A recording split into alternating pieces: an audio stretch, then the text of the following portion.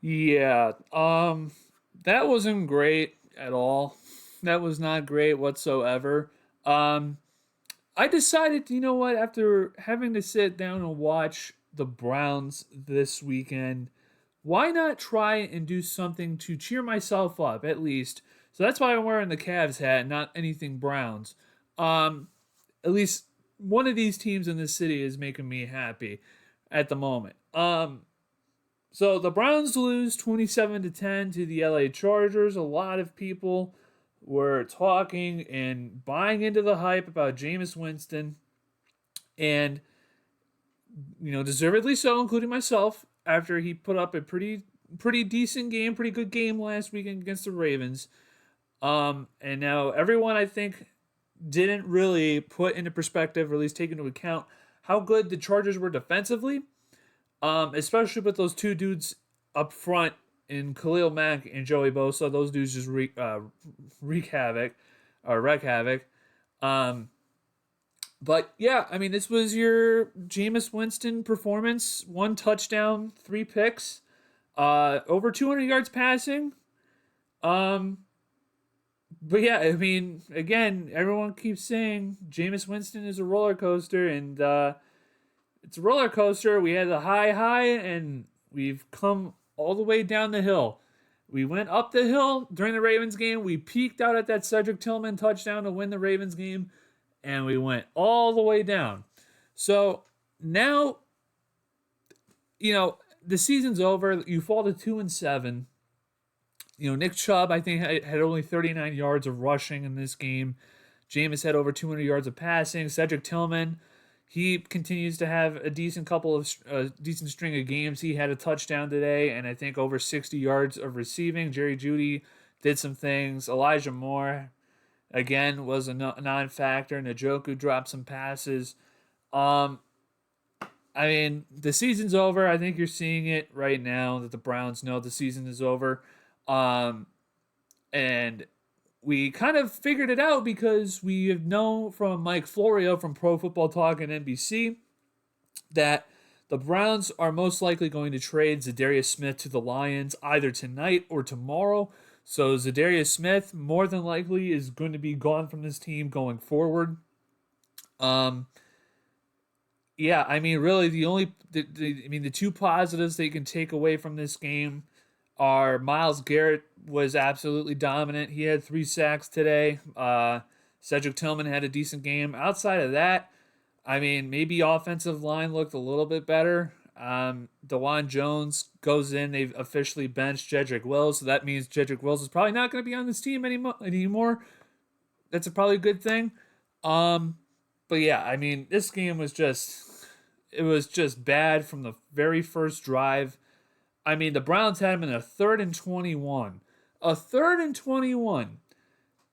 And they give up a touchdown to Joshua Palmer, wide open. Denzel Ward and Juan Thornhill miscommunicate.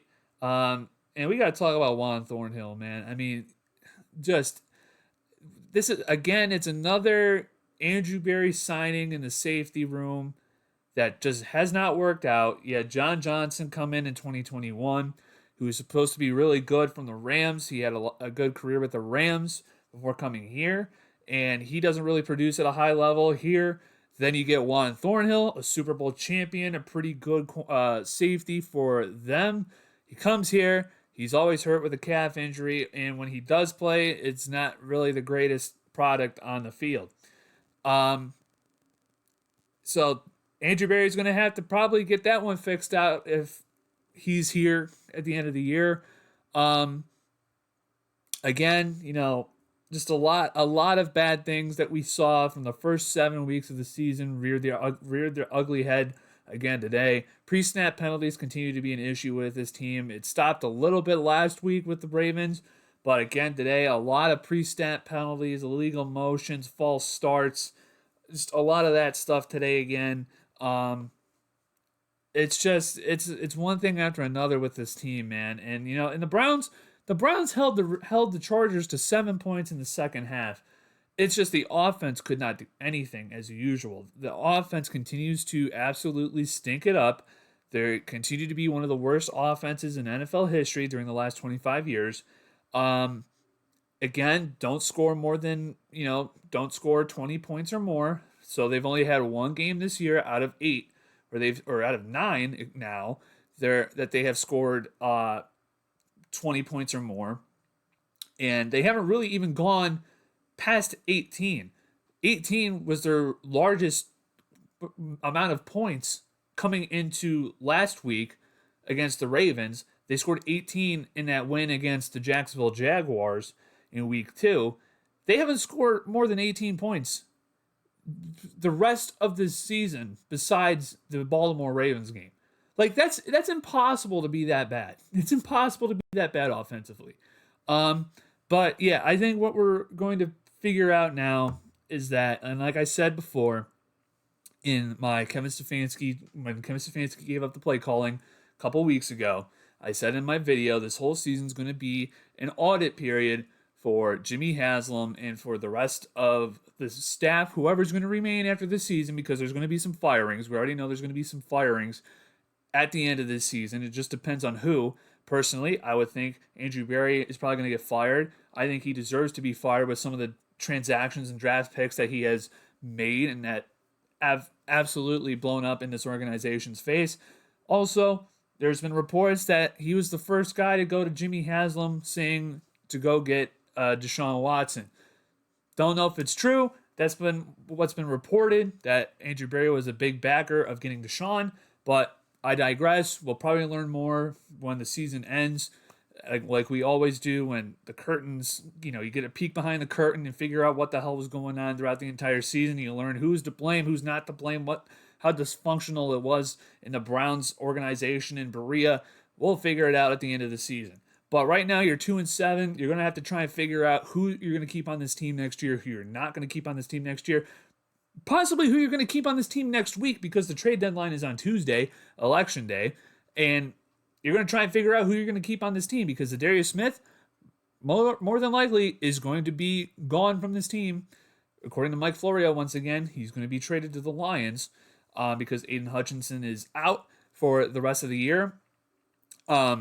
But you're going to have to see, you're going to have to look and see who you can get some draft picks for, because right now we're in the rebuild stages again. We're in the doldrums of the NFL, and you're going to have to go and draft someone, whether you're going to draft an offensive tackle, whether you're going to draft a wide receiver, whether you're going to draft a corner, whether you're going to draft a quarterback. The Browns are going to have to probably trade a couple people for some draft picks. I don't know what you can get for Zadarius Smith. I don't know what the Lions would be willing to give up. If you can get a third-round pick, or maybe even I would say a third or better for Zadarius Smith, is an absolute win. If you get like maybe a fourth, I could see that's fine, I guess. But a third and better for Zadarius Smith would be an absolute steal for Zadarius Smith.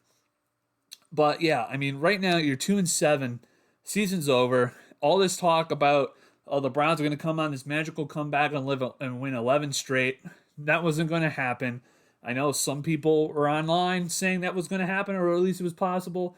It wasn't going to happen. But yeah, you're 2-7. Luckily for the rest of us, for Browns fans, you don't have to watch this team next week because they're on a bye.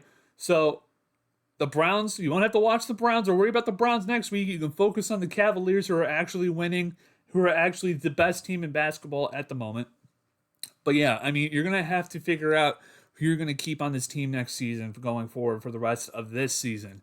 And, I think Cedric Tillman has done himself a really good job of kind of separating himself from the rest of the other receivers in this group. Jerry Jeudy continues to kind of be there as a number 2 option. And I think this is probably going to be the last season that we see Elijah Moore in a Browns uniform. Another Andrew Berry disaster class in terms of trade. Remember, we traded a second-round pick for Elijah Moore, by the way. A lot of people forget that. We traded a second-round pick for Elijah Moore. And, we're going to have to figure out what's going on the rest of the season. But yeah, Myles Garrett continues to be Myles Garrett. Nick Chubb, he's working his way back. But yeah, there's a lot of questions going forward for this Browns team. season's over. Hopefully, the rest of the season, these guys can come out and, make a case for themselves. Try not to embarrass themselves too much. And then we'll look forward to the drafts, whether we draft a quarterback, a wide receiver. God knows who we're going to draft. But definitely we'll be looking forward to that. But as you guys can tell, I'm not yelling anymore. I've already accepted the season's already gone. It's already gone. I'm not mad anymore. I'm numb to it at this point. I'm focusing on the Cavs. I'll make a Cavs video probably this weekend. Or this week. I'll try and incorporate more Cavs content here, just because I think they deserve it. They deserve to have more eyeballs directed towards them. Same with the Guardians. I'll try and step up my Guardians content next year too, with this, and especially during this off season. It's a really big off season for the Guardians going forward. So I'll try and do some more content around those two teams as well. But yeah, 2-7, nothing's going to happen this season. Just all we can do now is sit around, wait another 10 weeks, maybe 9 weeks, and hope for the best in the future.